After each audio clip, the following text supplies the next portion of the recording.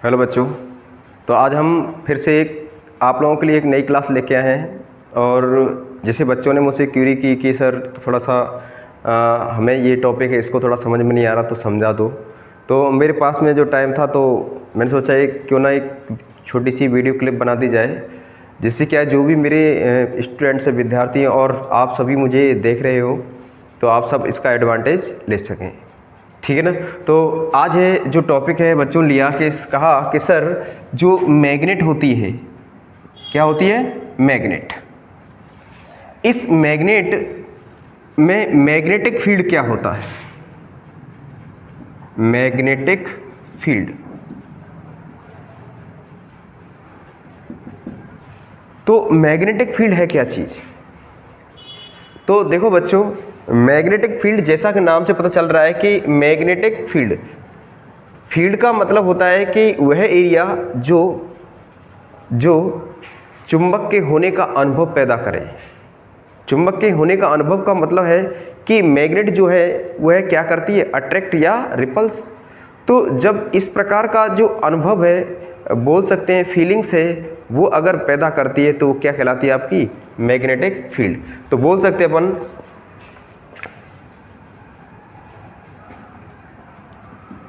This is a terms which indicate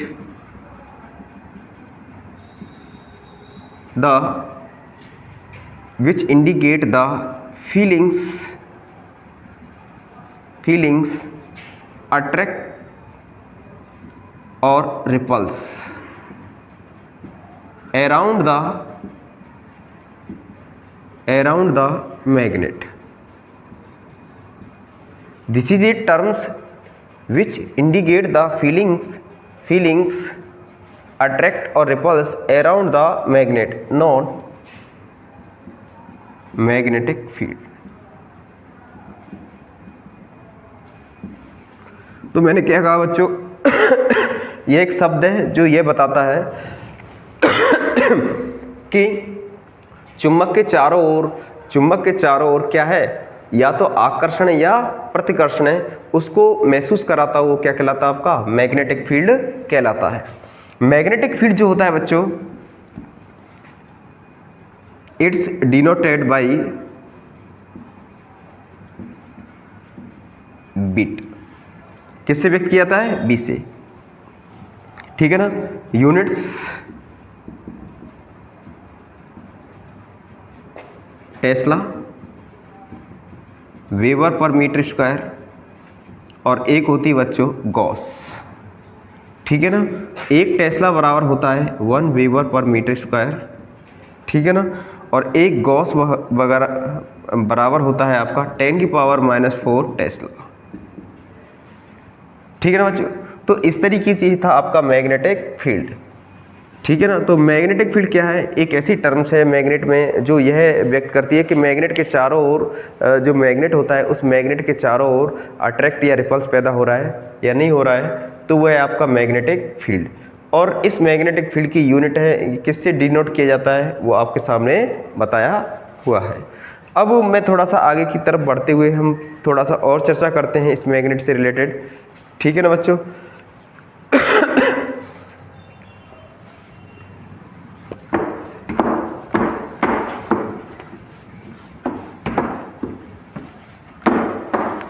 देखें,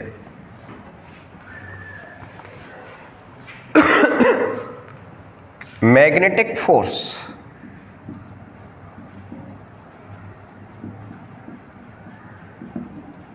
अब magnetic force क्या होता है? एक ऐसा फोर्स जो अट्रैक्ट या रिपल्स बताता हो, अरे वही क्या कहलाता है? आपका मैग्नेटिक फोर्स। इस मैग्नेटिक फोर्स से रिलेटेड इस मैग्नेटिक फोर्स से रिलेटेड लॉ है जिसको बोलेंगे हम magnetic force law. Magnetic force law बोलेंगे अपन चुंबकीय बल नियम। क्या बोल देंगे? आपके चुंबकीय बल नियम। जैसे कि मैंने एक मैग्नेट लिया और उस मैग्नेट के दो पोल हमेशा बनेंगे, आपको पता है ये एन पोल है, ये क्या है आपका एस पोल। ठीक है ना बच्चों। तो मैंने क्या किया, एन पोल को तो यहाँ रख दिया और एस पोल को यहाँ रख दिया। आपको पता है सेपरेटली तो नहीं रख सकते, लेकिन कोई भी एक चुंबक मैंने इधर ले ली और कोई भी चुंबक एक इधर ले ली। अब दोनों पोलों के मध्य में मैंने दूरी स्थापित कर दी जिसका नाम है x, ठीक है ना। और इसके बिटवीन में लगने वाला फोर्स क्या इंडिकेट कर दिया मैंने, F।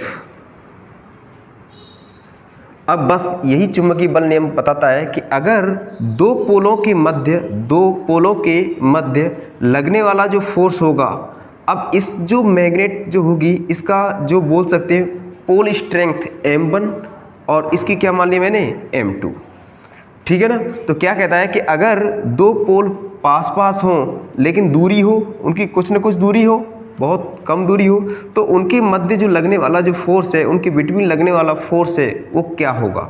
तो पहला है यहाँ देखना है कि दो पोलों के मध्य लगने वाला बल जो होता है, दोनों पोलों के सामर्थ्य या बोल सकते हैं स्ट्रेंथ के क्या होता है, उनके प्रोडक्ट या गुणनफल के क्या होता है, समानुपाती होता है।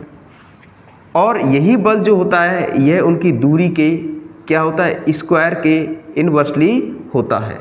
जब ये दोनों को मैंने यूज किया, दोनों को equation first and equation second, from equation first and second, तो बच्चों क्या आएगा, ए प्रोपोर्शनल M1 M2 बटे एक्स स्क्वायर। जब मैं इसको यहाँ से इसको प्रोपोर्शनल को हटाऊंगा तो K M1 M2 बटे एक्स स्क्वायर। K की जो वैल्यू होती है, K इज ए कॉन्स्टेंट, और K की वैल्यू कितनी होती है, 1/4 pi mu naught mu R. जब मैं बच्चों इसको यहाँ पुट करूँगा तो F बराबर M1 M2 upon 4 pi mu naught mu R, ठीक है ना, और कुछ रह रहा है एक्स स्क्वायर। और इस तरीके से आपका इसकी वैल्यू किस में आएगी, न्यूटन में। तो मैग्नेटिक फोर्स लॉ जो था वो चुंबकीय बल नियम है, वो समझ में आया होगा बच्चों क्या होता है चुंबकीय बल नियम। कि दो चुंबक के पोल हैं, दोनों चुंबक के पोल मैंने पास पास लिए और उनकी दूरी क्या बनाई, डिस्टेंस को क्या निर्धारित किया मैंने, x, और उनके बीच में लगने वाला बल क्या होगा, बस इसको इंडिकेट करने का भाई बल क्या होगा। तो मैंने कहा कि जो दो पोल है, ये पोल और ये पोल, दोनों की जो बोल सकते हैं अपन मैग्नेटिक स्ट्रेंथ जो होगी वो M1 M2, इसकी M1 इसकी M2। तो जो बीच में लगने वाला बल है उन दोनों के प्रोडक्ट का क्या होगा, गुणनफल के प्रोपोर्शनल होगा, और इनके दोनों के बीच की दूरी के क्या होगी, स्क्वायर के इन्वर्सली होगा। जब मैंने दोनों को from equation first and second समीकरण 1 और 2 का इस्तेमाल किया तो F proportional M1 M2 upon X square आया, और F equal to K M1 M2 upon X square, K equal to 1/4 pi mu naught mu R. अब बच्चों यहाँ आप देख रहे होगे म्यू नॉट क्या होता है, absolute permeability, 4 pi into 10⁻⁻7 Henry पर मीटर। तो ये इसकी वैल्यू भी कई बार एग्जाम द्वारा पूछी जाती है, ठीक है ना। जब मैंने सबको रखा तो इस तरीके से मैं किन्हीं भी दो पोलों के मध्य में मैं फोर्स आसानी से निकाल सकता हूँ, किसके अंदर, मैग्नेट के अंदर। और यही नियम है आपका मैग्नेटिक फोर्सेस लॉ, बोल सकते हैं चुंबकीय बल नियम होता है, ठीक है ना। तो जो क्यूरी थी, जो बच्चों ने मुझसे पूछा तो उनका मैं रिप्लाई दे चुका हूँ। और भी अगर कोई क्यूरी हो किसी की, मुझसे पूछना चाहे कोई क्वेश्चन कैसा भी, किसी भी तरीके का, टेक्निकल से related, electrical engineering, electronics engineering से रिलेटेड, तो वो हमारे कमेंट्स बॉक्स में डालें और इससे रिलेटेड और अच्छी वीडियो आप प्राप्त करते रहें, ठीक है बच्चों। मिलते हैं नेक्स्ट वीडियो में।